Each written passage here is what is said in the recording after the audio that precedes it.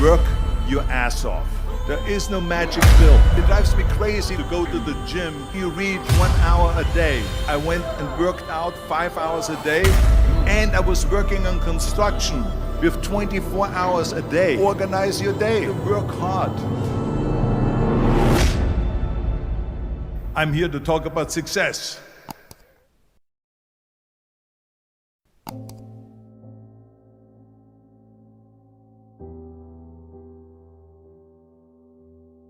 I went to college. I went and worked out 5 hours a day, and I was working on construction because in those days in bodybuilding there was no money. I didn't have the money for food supplements or anything, so I had to go to work. So I worked on construction. I went to college. I worked out in the gym, and at night from 8 o'clock at night to 12 midnight I went to acting class 4 times a week. So I did all of that. There was not one single minute that I wasted. And this is why I'm standing here today. With the age of 20, I went to London and I won the Mr. Universe contest as the youngest Mr. Universe ever. And it was because I had a goal. You see, if you don't have a vision of where you go, and if you don't have a goal where you go, you drift around and you never end up anywhere. 74% hate their job in America. The majority of people don't like what they're doing because they're really not doing it because they didn't have a goal and they followed this goal. They just aimlessly drift around, and then all of a sudden there's a job opening, so they get that job because you have to work. But then when you work, it's a chore. It's work. It's not fun. So if you think about, only a quarter of the people really enjoy what they're doing in life. So people always ask me, when they saw me in the gym in the pumping iron days, they say, why is it that you're working out so hard? 5 hours a day, 6 hours a day, and you have always a smile on your face. The others are working out just as hard as you do, and they look sour in the face. Why is that? And I told people all the time, I said, because to me, I'm shooting for a goal. In front of me is the Mr. Universe title. So every rep that I do gets me closer to accomplishing that goal, to make this goal, this vision turn into reality. Every single set that I do, every repetition, every weight that I lift will get me a step closer to turn this goal into reality. So I couldn't wait to do another 500-pound squat. I couldn't wait to do another 500-pound bench press. I couldn't wait to do another 2,000 reps of sit-ups. I couldn't wait for the next exercise. So let me tell you something, visualizing your goal and going after it makes it fun. You got to have a purpose no matter what you do in life. You got to have a purpose. Muhammad Ali worked his butt off, and I saw it firsthand. And I remember that there was a sports writer that was there in the gym when he was working out and he was doing sit-ups. And they asked him, how many sit-ups do you do? And he said, I don't start counting until it hurts. Now think about that. He doesn't start counting his sit-ups until he feels pain. That's when he starts counting. That is working hard. And so you can't get around the hard work. It doesn't matter who it is. Work your ass off. There is no magic pill. There is no magic out there. You cannot get around. You have to work and work and work. Make sure of this and make sure of that and all that stuff. So it's work. And it drives me crazy when people say that they don't have enough time to go to the gym for 45 minutes a day and work out.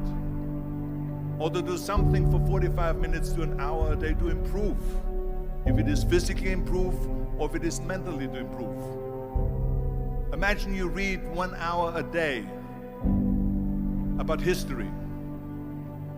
How much you will learn after 365 hours in 1 year. Think about if you study about the history of musicians, of composers, how much you would know. Imagine if you would work on a business, on some business that you want to develop every day for an hour. Imagine how further along you will go and get. So it drives me nuts because when people say we don't have the time, we have 24 hours a day. We sleep 6 hours a day, so that gives you still 18 hours. So there's someone shaking their head out here in front. They say probably, I don't sleep 6 hours, I sleep 8 hours, right? Or just sleep faster. So we have 18 hours a day. The average person works around 8 to 10 hours. So let's assume it's 10 hours, so we have 8 hours left. Then you travel around an hour a day, maybe 2 hours a day. So now you have still 6 hours left. So what do you do with these 6 hours? What do you do with these 6 hours? Then we eat a little bit, then we schmooze a little bit, talk a little bit to people and all that stuff. But you can see how much time there is available if you organize your day. So you got to work hard. I hate plan B. And I tell you why. Because we have so many doubters, as I've said earlier, the no-sayers. We have so many of those people that say no, and you can't do it, that's impossible. That is okay, because we just turn off, as I said earlier, and we listen and we hear the no being a yes. You can't do it, you can do it, and all of that. So that is possible to do that amongst all the negative people around you.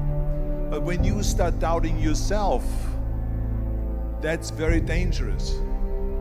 Because now what you're basically saying is that if my plan doesn't work, I have a fallback plan, I have a plan B. And that means that you start thinking about plan B, and every thought that you put into plan B, you're taking away now that thought and that energy from plan A. And safety net, because plan B becomes a safety net. It says that if I fail, then I fall and I get picked up and I have something else there that will protect me. And that's not good, because people perform better when there's no safety net. People perform better in sports and everything else if you don't have a plan B. I'm telling you, I've never ever had a plan B.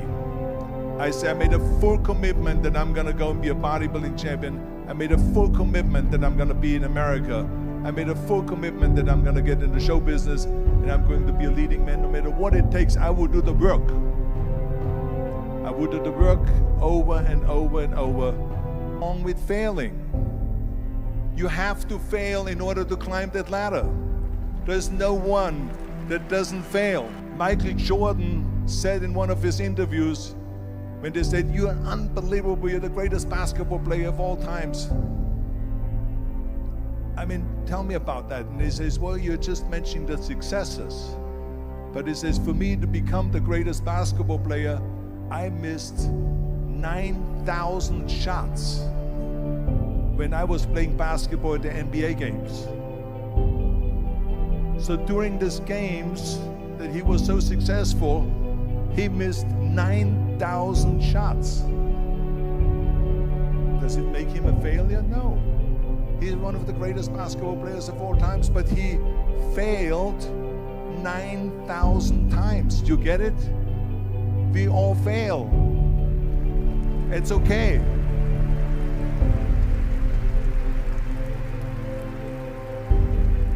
What is not okay is that when you fail, you stay down. Whoever stays down is a loser. And winners will fail and get up, fail and get up, fail and get up. You always get up. That is a winner. That is a winner. I failed in bodybuilding. I lost bodybuilding competitions. I lost powerlifting competitions. I lost weightlifting competitions. I had movies that went in the toilet and that were terrible and got the worst reviews. And in politics, I remember I had many of the initiatives on the ballot, and we lost.